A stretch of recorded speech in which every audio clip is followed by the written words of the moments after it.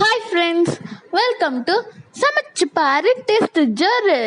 இன்னைக்கு நம்ம பார்க்க போகிறது இளநீ பாயசம். வாங்க எப்படி பண்ணுறதுன்னு பார்க்கலாம். இளநீர் பாயசம் பண்ணுறதுக்கு நம்ம ஒரு இளநியோட தேங்காய், அப்புறம் அதோட தண்ணி, ஒரு டம்ளர் பால், 2 டேபிள் ஸ்பூன் கண்டென்ஸ்டு மில்க், இது மட்டும் வச்சு தான் நம்ம பண்ண போகிறோம்.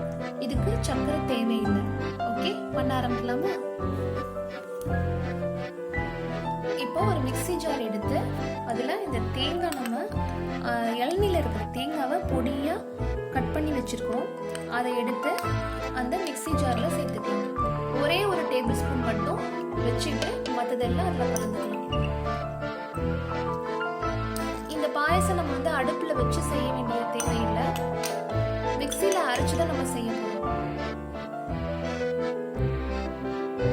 இப்போ இளநீல இருக்கிற தேங்காவை போட்டாச்சு. அடுத்தது இளநீரை சேர்த்துக்கலாம். ஒரு டம்ளர்.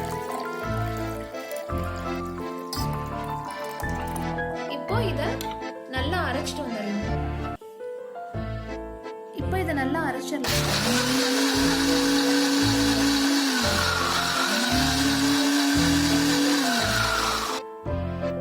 இப்போ இதை அரைச்சாச்சு. இதில் நம்ம பால் சேர்த்துக்கலாம். ஒரு டம்ளர்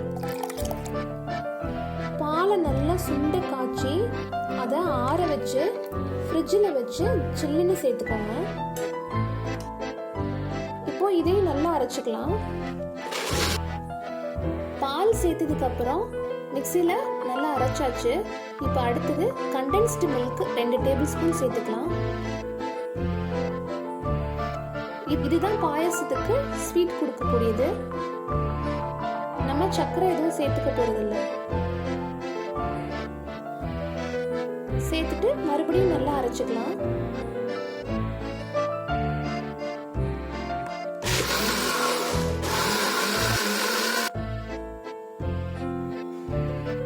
இப்போ உங்ககிட்ட கண்டென்ஸ்டு மில்க் இல்லை அப்படின்னா நீங்க சுகர் சேர்த்துக்கோங்க, அப்படி இல்லைன்னா வெல்லம் கூட சேர்த்துக்கலாம். இப்போ நம்ம கிரீமி இளநீர் பாயசம் ரெடி ஆயிடுச்சு. இப்போ இதுக்கு மேல நம்ம ஏற்கனவே எடுத்து வச்சிருக்கிற தேங்காயை அதுல சேர்த்துக்கலாம்.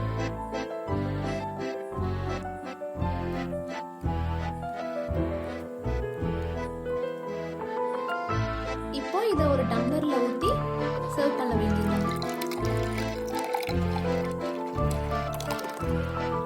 ஹோட்டல்ஸ்லாம் இந்த இளநீர் பாயசம் ஒரு சின்ன டம்ளர்ல தருவாங்க. அதுவே 100 ரூபாய் சொல்லுவாங்க. இதை நீங்க வீட்லயே ப்ரிப்பேர் பண்ணி குடிச்சீங்கன்னா உங்களுக்கு ஹைஜீனிக்காவும் இருக்கும், செலவும் மிச்சம்.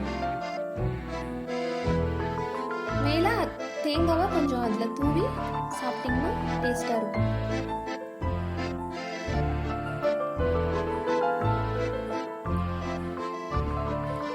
இப்போ நான் அதை டேஸ்ட் பண்ணி பார்க்குறேன். இந்த வீடியோ உங்களுக்கு பிடிச்சிருந்துச்சுன்னா லைக் பண்ணுங்க, ஷேர் பண்ணுங்க, கமெண்ட் பண்ணுங்க, மறக்காம சப்ஸ்கிரைப் பண்ணுங்க, பக்கத்தில் இருக்க பெல் ஐகானையும் ப்ரெஸ் பண்ணுங்க. பாய், டேக் கேர்.